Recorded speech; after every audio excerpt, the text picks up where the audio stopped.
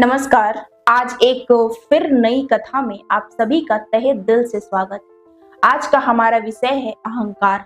अहंकार का स्वभाव ही ऐसा होता है कि वह मान सम्मान को भी अपमान समझ लेता है। आज की इस कहानी में आपको एक पिता का अहंकार, एक राजा का अहंकार और एक मनुष्य का अहंकार देखने को मिलेगा। तो इस अहंकार की कहानी की शुरुआत वहां से होती है जब ब्रह्मा जी अपने मानस पुत्र को रचे थे।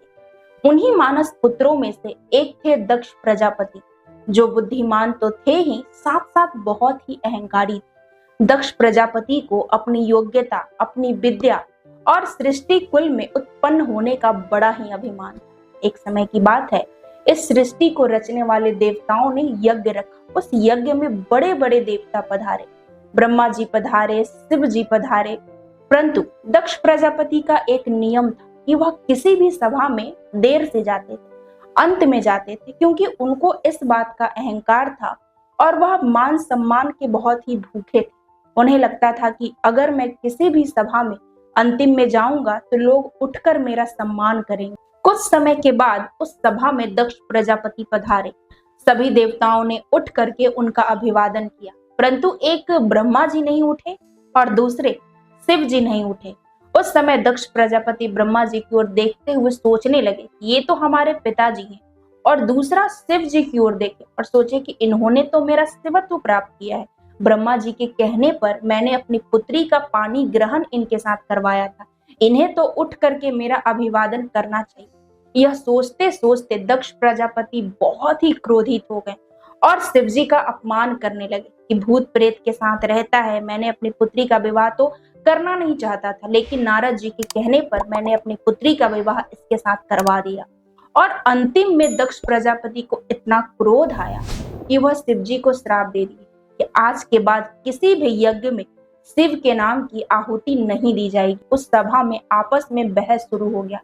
शिव जी ने सोचा कि मैं तो यहाँ इस यज्ञ में आया था, मुझे तो खबर ही नहीं है कि दक्ष कब आए, मैं भी प्रणाम कर लेता। मैं तो अपने आंखें बंद करके अपने आराध्य श्री कृष्ण का स्मरण कर रहा, परंतु इधर तो झगड़ा शुरू हो गया। इधर जब से दक्ष प्रजापति शिव जी को श्राप दिए थे, तब से कोई भी देवता यज्ञ नहीं करते थे, क्योंकि अगर शिव जी को यज्ञ में नहीं बुलाएंगे तो उनका अपमान होगा। कुछ समय के बाद दक्ष प्रजापति ने शिव जी का अपमान करने के लिए हरिद्वार के गंगा तट पे यज्ञ का आयोजन किया। उसमें सभी को आमंत्रित किया, परंतु शिव जी और सती जी को आमंत्रित नहीं। जब सभी देवता अपनी पत्नियों के साथ यज्ञ मंडप की ओर जा रहे थे, तब सती जी देखी कि ये सारे देवता तो हमारे पिता की चर्चा कर रहे हैं, अतः हमारे पिता के घर की ओर जा रहे हैं। वह बहुत ही सोच विचार करने लगी कि लगता है हमारे पिताजी यज्ञ कर रहे हैं, परंतु उन्होंने अपनी बेटी को याद नहीं किया। मैं तो अपने पिता के घर अवश्य जाऊंगी। और वह शिव जी के पास कहने के लिए आई कि लगता है कि हमारे पिताजी यज्ञ कर रहे, अतः हमें वहां पे चलना चाहिए। वहां पे हमारी सारी बहनें आएंगी, उन सबके पति आएंगे, कितना आनंद आएगा, खुशियां मिलेगी, हमें तो वहां जाना ही चाहिए। सती ने व्याकुल हृदय से आग्रह किया। तब शिव जी ने कहा कि देखो सती, आपके पिता ने हमें निमंत्रण नहीं दिया है, अतः बिना निमंत्रण के हम वहां पे जाएंगे और आपके पिता देख कर भी अनदेखा करे तो बड़ा अपमान होगा। सती जी ने कहा कि महाराज देखिए, वे आपके ससुर हैं, अतः हमारे पिता हैं, पिता तो पिता ही होते हैं। अगर हम दोनों वहां पे नहीं जाएंगे तो लोग तरह तरह की बातें करेंगे कि देखो ना, दक्ष ने अपनी बेटी और दामाद को इस यज्ञ में नहीं बुलाया है, क्यों ना हम दोनों वहां पे जा करके लोगों का बोलती बंद कर दें। यदि आप नहीं भी जाएंगे तो मैं अवश्य जाऊंगी। शिव जी ने बहुत समझाया कि देखो सती, जब दूसरे व्यक्ति से अपमान होता है तो वह सहनीय होता है, लेकिन जब खुद के परिवार से खुद का अपमान हो तो वह मरण के समान होता है। शिव जी के इतना समझाने पर भी माता सती मायके जाने का होड़ नहीं छोड़ी और बिना शिव जी की आज्ञा से वह मायके जाने के लिए निकल गई। शिव जी चिंतित भाव में अपने गणों को माता सती के पीछे लगा दिए। इधर जब माता सती गंगा के तट पे पहुंची तो उनकी 15 बहनें मिली, लेकिन किसी ने भी उनसे अच्छे से बात नहीं किया, सब अपना अपना मुंह फेर ली। उन सबके पति भी मिले, वो लोग भी अच्छे से बात नहीं किए, और तो और दक्ष प्रजापति भी अपनी पुत्री से ठीक से बात नहीं किए, कुशल मंगल नहीं पूछे। तब सती अपने माँ के पास गई। माँ तो माँ होती है, उन्होंने उनका स्वागत किया। तब सती बोली कि माँ, मैं सबसे पहले यज्ञ मंडप देख कर आती, फिर तुझसे मिलूंगी। जब सती यज्ञ मंडप में गई तो एक तरफ देवता बैठे हैं, एक तरफ देवियां बैठी हैं। सबका दर्शन करते हुए वह अंत में आहुति देने के स्थान पर पहुंची। वहां उन्होंने देखा कि सभी देवताओं की आहुतियां दी जा रही है, परंतु भगवान शिव की आहुति नहीं दी जा रही।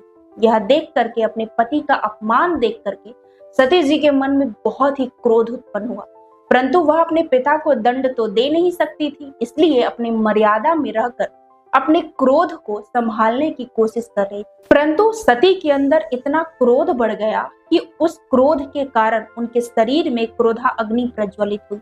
लोग कहते हैं कि माता सती क्रोधा अग्नि में भस्म हो गई थी, परंतु सच बात तो ये है कि माता सती क्रोधा अग्नि में नहीं बल्कि योगा अग्नि में प्रज्वलित हुई। वह अपने पति शिव का चिंतन करते करते अपने त्रिनेत्र से ज्वाला प्रकट करके दग्ध हो गई। तब नारद जी भगवान शंकर के पास कैलाश गए और बोले कि सती आपके नाम की आहुति नहीं देखी थी, जिसके कारण वह अपने आप को अग्नि में जला करके भस्म कर दी। अब शिव जी को बहुत ही क्रोध आया और उन्होंने क्रोध में अपने सभी गणों को दक्ष प्रजापति का यज्ञ विध्वंस करने के लिए भेज दिए। शिव जी के सारे गण दक्ष प्रजापति के यज्ञ में जा करके वहां जितने भी देवता ऋषि मुनि थे सबको दंड दिए और दक्ष प्रजापति का सिर काट करके उसी यज्ञ कुंड में डाल दिए। भगवान शिव के गण क्रोध में त्रिलोक में हाहाकार मचा दी। यह सब देख करके सारे देवता डर गए कि अब शिव के गणों से हमारी रक्षा कौन करेगा। उस समय सभी देवता ब्रह्मा जी के शरण में गए कि अब आप ही हम सभी को बचाइए। तब ब्रह्मा जी ने कहा कि जिस सभा में शिव जी का अपमान हुआ, जहां शिव जी नहीं गए, जिस सभा में मैं ब्रह्मा होकर के नहीं गया, वहां पे तुम सभी क्यों गए। तब सभी देवताओं ने ब्रह्मा जी से क्षमा मांगी। उस समय ब्रह्मा जी शिव जी के पास कैलाश पहुंचे। तब शिव जी आंखें खोले, ब्रह्मा जी का स्वागत किए। उस समय ब्रह्मा जी ने कहा कि प्रभु, आज से पहले मैंने आपको कभी भी इतना क्रोध में नहीं देखा है। भगवान शिव ने कहा कि इन सभी देवताओं ने दक्ष के साथ मिल करके मेरा कितना अपमान किया है। मैंने तो बस सती के कारण दक्ष को छोड़ रखा है। अब जब सती ही नहीं रही तो फिर दक्ष का क्या। उस समय ब्रह्मा जी ने शिव जी को बहुत समझाया कि प्रभु, आप क्रोध छोड़ दीजिए, इन सब पर अनुग्रह कीजिए और इस यज्ञ को पूर्ण कीजिए। तब शिव जी उन सभी ऋषि मुनि देवताओं का जिनका भी अंग भंग हुआ था उन सबको व्यवस्थित किए और एक बकरे का मस्तक लेकर के वहां गए जहां पे दक्ष प्रजापति का धड़ पड़ा हुआ था। उस समय शिव जी ने दक्ष प्रजापति के धड़ पर उस बकरे का सिर स्थापित किए।